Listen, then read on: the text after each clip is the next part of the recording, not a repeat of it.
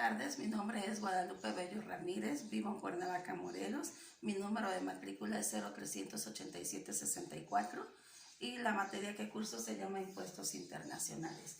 Bueno, esta materia nos enseña varios temas muy importantes que debemos de saber y conocer. Uno de ellos es qué son los impuestos internacionales. Son los impuestos que una persona debe pagar por tener o desarrollar transacciones o inversiones con entidades que están domiciliadas en otros países. Cuando dos personas o más graban sobre un mismo impuesto, se le llama doble tributación. Algunos países con los que México tiene acuerdo para evitar la doble tributación son Argentina, Alemania, Estados Unidos y Canadá. Las cláusulas de convenios internacionales se dividen en dos, en aspectos generales e ingresos que tutelan.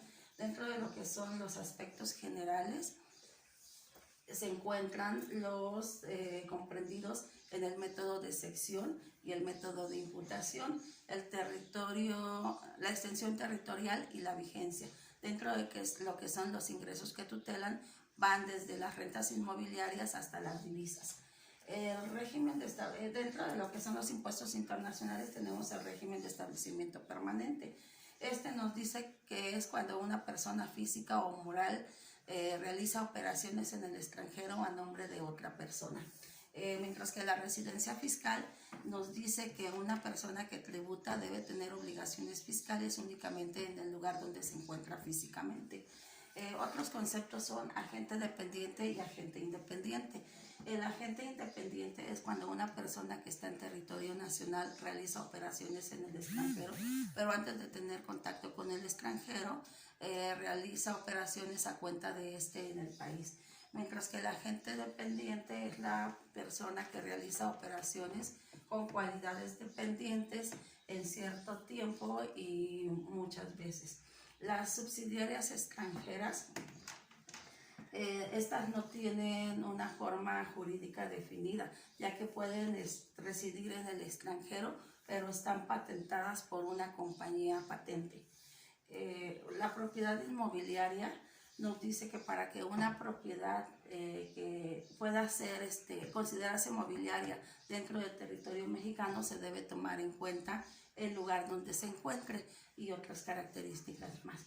Lo que es la renta neta es la que resulta a una persona de su ingreso de restarle lo que es los intereses y las deducciones.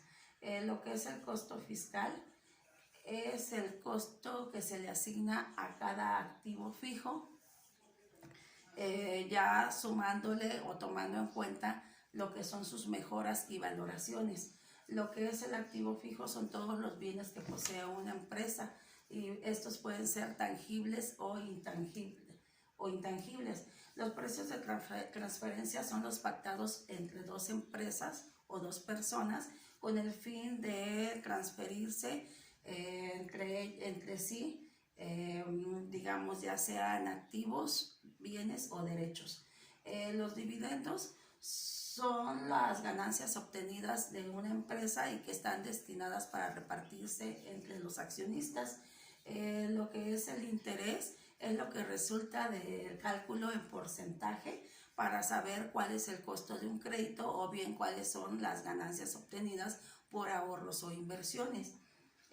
Lo que es la regalía es lo que se le paga a las personas por estarles explotando un producto y generalmente tiene que ver con el volumen. Dentro de lo que son los impuestos internacionales, para poder evitar la doble tributación tenemos varios métodos. El método de sección, que es la persona que tributa en un lugar fuente, nos dice que la persona que tributa en un lugar fuente debe de quedar libre de impuesto en el lugar donde tiene su residencia. El método de descuento tributario nos dice que el impuesto pagado por la obtención de un crédito donde se origina el ingreso puede deducirse el impuesto de esta misma renta. El método de imputación nos dice que el patrimonio que tiene su origen está ubicados en el extranjero son libres de deducción. Bueno, se pueden deducirse de lo que es su cuota. Bueno, en conclusión de todo esto, tenemos que es muy importante tener bien claro el significado de cada concepto fiscal y sobre todo saber a qué se refiere. ¿Para qué? Para tener un buen manejo de impuestos, ya que muchas veces es el gobierno el que nos da un mal uso de ellos. Además, el conocer y saber todo lo anterior nos ayuda a saber de manera exacta lo que se debe de pagar de impuestos.